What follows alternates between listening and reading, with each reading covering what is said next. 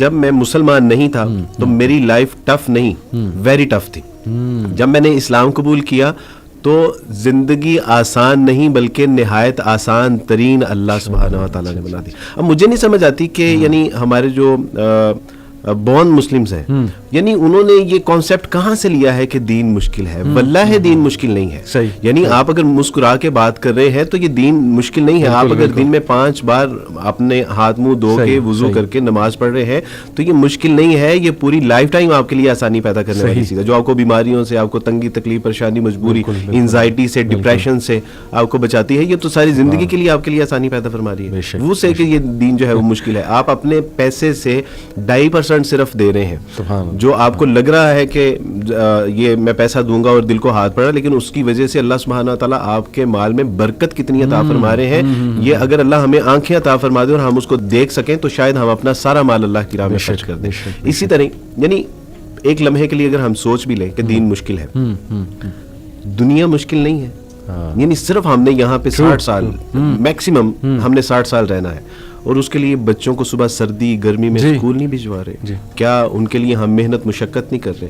یعنی دنیا میں بھی کون سا کام ایسا ہے اور ہم چھوڑ دیتے ہیں. یعنی اگر دنیا میں کوئی مشکل کام ہے تو ہم یہ کہہ کے کب چھوڑ دیتے ہیں کہ یہ مشکل ہے، یہ ہم نہیں. دنیا کے لیے بڑے دھکے کھاتے ہیں ہمارے ساتھ. اور یقین کیجئے کہ مجھے صرف یہی سمجھ آ رہی تھی کہ عبدالوارث یہاں اگر 20 25 30 سال میکسیمم، ویسے تو ابھی لمحے کی بھی پتہ نہیں ہے کہ ہم زندہ رہیں گے یا نہیں رہیں گے، لیکن میکسیمم اگر ہم نے 30 40 50 سال اگر یہاں پہ سروائیو کرنا بھی ہے، علی بھائی وہ زندگی دیکھ کے میری روح کانپ جاتی ہے کہ جو نہ ختم ہونے والی ہے، جس کا کوئی اخیر ہی نہیں ہے. حدیث میں آتا ہے کہ اس دن موت کو بھی جو ہے وہ برے کی صورت میں لایا جائے گا اور اس کو بھی قربان کر دیا جائے گا. جو زندہ ہے وہ زندہ ہی ہے.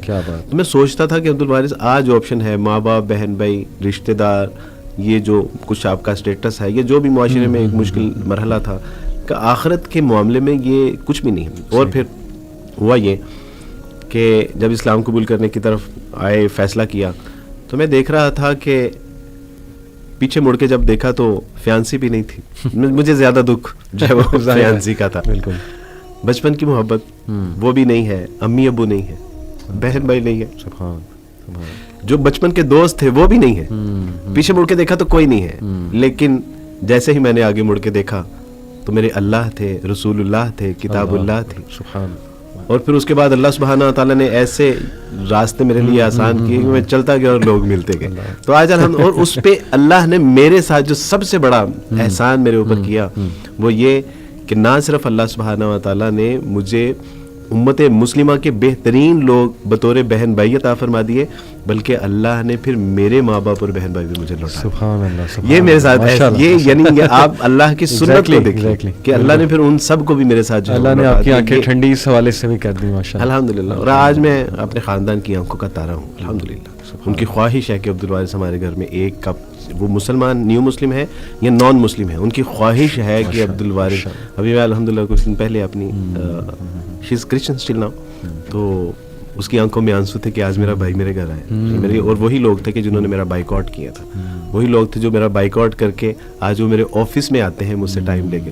یہ میرا سچی بات ہے، میرا اس میں کوئی کمال نہیں ہے. یہ رسول اللہ صلی اللہ علیہ وسلم کا لایا ہوا دین، اس کے اندر خوبصورتی، اس کا پوٹینشیل اتنا ہے کہ الحمدللہ کوئی شخص اس دین کے جو ہے وہ قبول کیے بغیر رہ نہیں سکتا. بس یہ ہے کہ ہم اس کو احسن طریقے سے کاٹ کے جو ہے وہ اس کو پریزنٹ کر سکیں. آپ یہ ابھی بات کر رہے تھے نا کہ اللہ اور رسول مجھے سامنے نظر آئے، پیچھے دیکھا تو کچھ بھی نہیں، سب چھوڑ کے چلے گئے، آگے دیکھا تو پھر اللہ اور رسول تھے. اس سے مجھے ایک واقعہ یاد آ گیا سیرت کا. غزوہ حنین کے بعد مال غنیمت کافی تھا، بلکہ وہ جو وادی تھی ادھر روایات میں آتا ہے کہ اتنی بھیڑ بکریاں تھیں، اتنے شیپس تھے کہ وہ پوری وادی بھری ہوئی تھی ان کے ساتھ، بوانا کے مقام غالباً. جی بالکل. تو ظاہر ہے رسول اللہ صلی اللہ علیہ وسلم کی ایک اسٹریٹجی تھی کہ مائل کرنے کے لیے ان چیفس کو جو ابھی تک اسلام قبول نہیں کیا ان کو ذرا زیادہ نبی صلی اللہ علیہ وسلم دیتے تھے، اور یہ ایک نبی کی کمانڈر کی ڈسکریشن ہوتی کہ وہ دے سکتا ہے. انصار میں 6 مگویاں ہونے لگیں. تھوڑا سا آپ کو پتا ہے منافقین ٹائپ لوگ ہوتے ہیں، انہوں نے آپ نے انصاف نہیں کیا، آپ نے انصاف نہیں کیا، یا یہ کہ یہ دیکھو جی ہم نے مہاجرین کے لیے کیا نہیں کر دیا، اور آج مال کنہیں مل رہا ہے. وہ لوگ جو ابھی دین میں آئے بھی نہیں، نئے لوگ ہیں، پتہ نہیں وہ ہماری اتنی قربانیاں ہیں، ہماری طرف دیکھا ہی نہیں. یہ وہ اللہ کے نبی صلی اللہ علیہ وسلم تک بات پہنچی.